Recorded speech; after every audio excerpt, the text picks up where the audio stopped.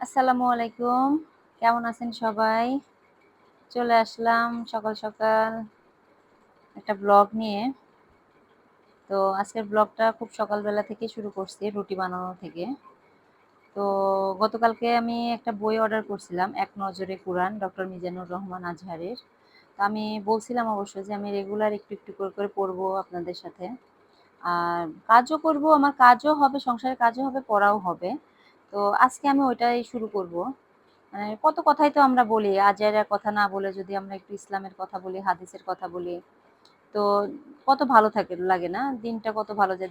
দেখবেন প্রতিদিন যখন ফজরের নামাজ পড়বেন সেই দিনটা যে কি ভালো যায়। আর যেদিন নামাজ পড়বেন না সেদিন কেমন যেন শরীরটা একদম মানে অলসতাই যায় না শরীর থেকে। তো আমি সত্যি মন থেকে বলি যে ৫ ওয়াক্ত নামাজের মধ্যে যে শান্তি আছে অন্য কোনো কিছুতে সেই শান্তি নাই। আপনি বাড়ি-গাড়ি, সোনা-দানা যাই বলেন না কেন, তার কোনো কিছুর মধ্যে নেই। তো যাই হোক চলেন আমি এক নজরে কোরআনের আমি যতটুকু পড়বো, যেখান থেকে পড়বো সেটা বলবো আপনাদেরকে। তো চলেন শুরু করি। বইটার ভূমিকা পর্যন্ত আমি পড়ছি। তো সেটা হচ্ছে আমার মধ্যেই থাক ভূমিকা পর্যন্ত। কিন্তু আমি মানে মেইন পয়েন্টগুলা থেকেই ধরবো।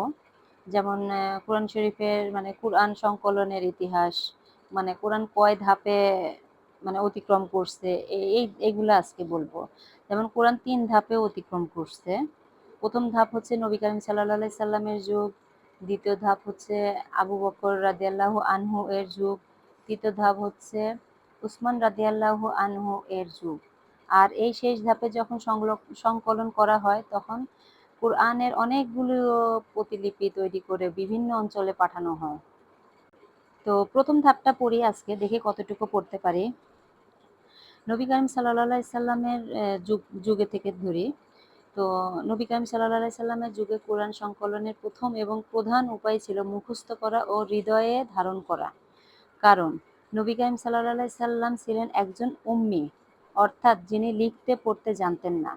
আর তিনি এমন এক জাতির মধ্যে প্রেরিত হয়েছিলেন যারা মূলত মুখস্থ বিদ্যার উপরেই নির্ভর করত। আবার সে সময় লেখার উপকরণও সহজলভ্য ছিল না, তাই মূলত সাহাবীরা কুরআন মুখস্থ করাকে প্রাধান্য দিতেন। এটি ছিল তখনকার আরবদের সাধারণ রীতি। তারা তাদের কবিতা, বংশপরিচয়, গৌরবগাথা এবং ঐতিহাসিক ঘটনাগুলো মুখস্থ রাখত। আল্লাহু আকবার। নবী করিম সাল্লাল্লাহু আলাইহি সাল্লামের কাছে যখন ওহী আসতো তখনই তিনি তা মুখস্থ করে নিতেন। ফলে কুরআন সংরক্ষণের সবচেয়ে নিরাপদ জায়গা ছিল নবী করিম সাল্লাল্লাহু আলাইহি সাল্লামের স্মৃতিশক্তি। যেখানে কোনো ভুল, ভ্রান্তি বা পরিবর্তনের আশঙ্কা ছিল না। তদুপরি অতিরিক্ত সতর্কতা হিসাবে প্রতি বছর রমাদান মাসে তিনি জিবরিল আলাইহিসসালামের কাছে সম্পূর্ণ কোরআন তিলাওয়াত করতেন। নবী করিম সাল্লাল্লাহু আলাইহি সাল্লামের ইন্তেকালের বছরে তিনি জিবরিল আলাইহি ওয়াসাল্লামের সঙ্গে পূর্ণ কোরআন ২ বার খতম করেন। আল্লাহু আকবার। সাহাবায়ে কেরাম রাদিয়াল্লাহু আনহু ও কুরআনের ব্যাপারেও ছিলেন অত্যন্ত যত্নশীল। তারা কুরআন মুখস্থ করা ও সংরক্ষণ করার ক্ষেত্রে একে অপরের সঙ্গে প্রতিযোগিতা করতেন। সুবহানাল্লাহ। কুরআন অধ্যয়ন ও বোঝার জন্য তারা ছিলেন অধীর আগ্রহী। কে কতটুকু কুরআন মুখস্থ করেছেন তার ভিত্তিতে তাদের মাঝে মর্যাদার পার্থক্য হতো।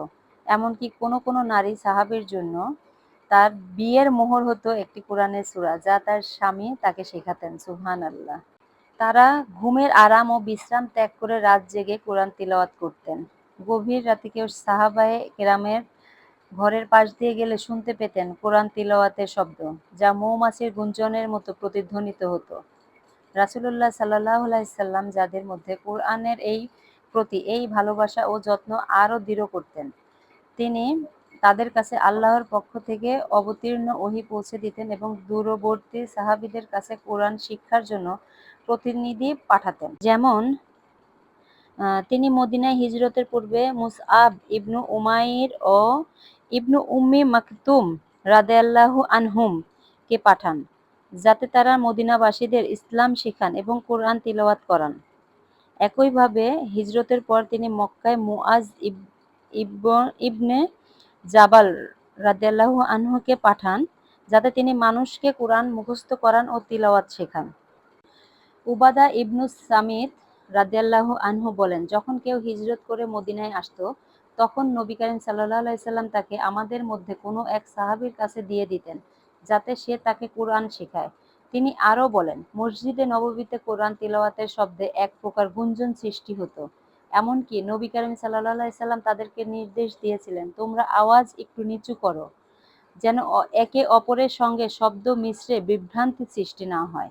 উপরিউক্ত আলোচনা থেকে বোঝা যায় যে রাসূল সাল্লাল্লাহু আলাইহি সাল্লামের জীবদ্দশায় অসংখ্য সাহাবী কোরআন হিফজ করেছিলেন।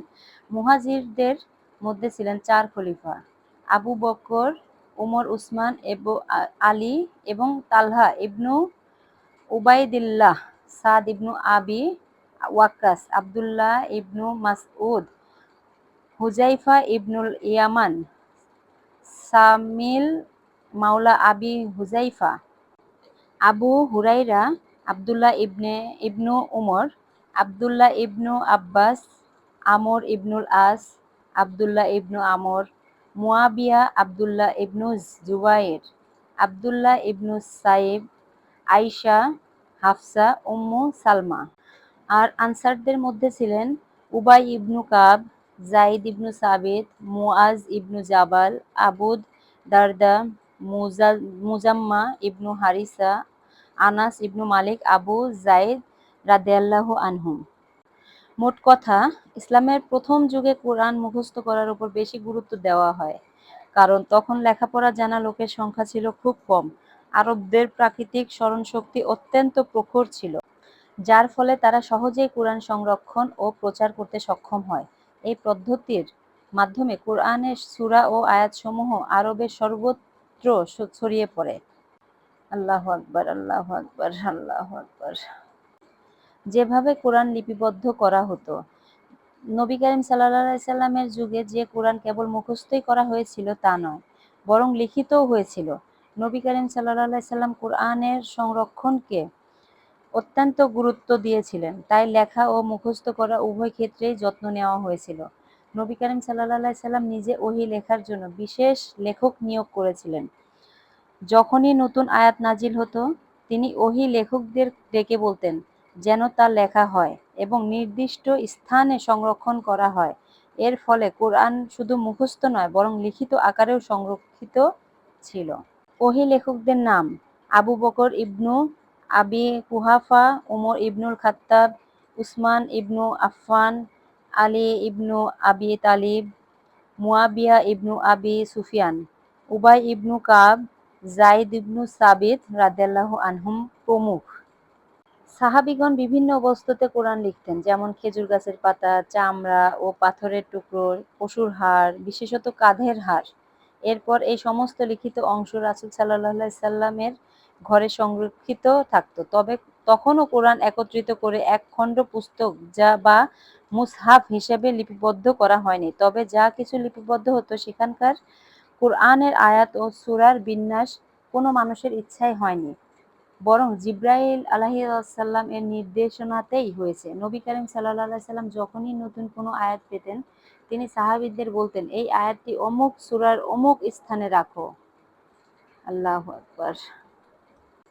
এইভাবে কোরআন সংকলনের প্রথম ধাপে মুখস্থ করার পাশাপাশি লিখিত আকারেও তা সংরক্ষিত ছিল, কিন্তু তখনও এটি এককভাবে মুসহাফ আকারে লিপিবদ্ধ হয়নি, বরং বিভিন্ন উপকরণে বিক্ষিপ্তভাবে লেখা ছিল। এই পদ্ধতি আল্লাহর নির্দেশ ও নবী করিম সাল্লাল্লাহু আলাইহি সাল্লামের তত্ত্বাবধানে সম্পন্ন হয়েছিল, যা পরবর্তী যুগে আনুষ্ঠানিকভাবে সংকলিত হয়। আজকে প্রথম ধাপটাই থাক, কোরআন সংকলনের ইতিহাসে প্রথম ধাপটাই থাক। আর যদি আমি বেশি পড়ি তাহলে আমি নিজেও বুঝতে পারবো না। আমি একটু বুঝে বুঝে পড়ি, যেন আমি পরবর্তীতে আমি আমার ছেলেকে বা আমার বোনের সাথে, ভাইদের সাথে আমি আলোচনা করতে পারি। তো যতটুকু পড়ি নিজে বুঝে বুঝে পড়ার চেষ্টা করি। আর যদি একেবারে সবগুলো পড়ি তাহলে আমি বুঝতে পারবো না, আর আমি কাউকে ওভাবে বুঝাইতে পারবো না। তা না হলে আমাকে আবার এটা একটা একটা করে দেখতে হবে কোথায় কিভাবে লেখা ছিল। তো যাই হোক, আজকে তো রান্না বান্না করছি, আজকে আমার বাসায় মেহমানও আসবে। সেই জন্য আমার ২-৩ দিন আগে পরিকল্পনা ছিল যে খুদের বউয়া রান্না করব, গরু মাংস রান্না করব, তারপর ডিম ভুনা কচু ভর্তা, আলু ভর্তা, আর শুটকিটা আসলে ভর্তা করতে পারিনি। তো কারণ শুটকির জন্য আমার বাসায় রসুন শেষ হয়ে গেছে। শেষ বলতে একেবারেই কম ছিল, যেটা দিয়ে হইতো না। তো সাথে একটু বেগুনটা ভাজি করছি, টাকি মাছের ভর্তা ছিল। আর এখানে যে ছোট ছোট গোল গোল মরিচ দেখতেছেন, এটা হচ্ছে সৌদি থেকে আনা। মানে একেবারে ছোট ছোট মরিচ, ওদের দেশের এরকম মরিচ কিন্তু প্রচুর ঝাল। হ্যাঁ, এটা প্রচুর ঝাল। তো ভাবলাম যে আজকে এটা দিয়ে ভর্তা করি। এর আগেও খাওয়া হয়েছে এই মরিচগুলা, এর আগে এই বেশ কয়েকদিন ধরে খাওয়া হয়েছে। তো অল্প একটু আছে। তো এই যে এখন একটু আলু ভর্তা করি। আর যেহেতু জুম্মার টাইম, সবকিছু শেষ করে নামাজ পড়ে নিব। আমি আজকে কিন্তু সকালে সালাতু তাসবিহ নামাজও পড়ছি, আবার চাশতের নামাজও পড়ছি। আমার মতো কে কে পড়ছেন আপনারা সালাতুত তাসবিহ নামাজ, চাশতের নামাজ? আমাকে কমেন্ট করে অবশ্যই জানাবেন। আর ভিডিওটা কেমন লাগলো অবশ্যই জানাবেন। আমার পড়াটাও অনেক সময় আটকায় যায় বা বলাটাও অনেক আটকায় যায়। সেটার জন্য অবশ্যই ক্ষমা করে দিবেন। ক্ষমা সুন্দর দৃষ্টিতে দেখবেন। আর দোয়া করবেন যেন আমি সবসময় হাদিস নিয়ে চলতে পারি, ইসলামের পথে চলতে পারি। আর ঈমানের সাথে যেন আমার মৃত্যুটা হয়। এটা আমার জন্য সবাই দোয়া করবেন। আজকের মতো এই পর্যন্তই। সবাই ভালো থাকবেন। আল্লাহ হাফেজ।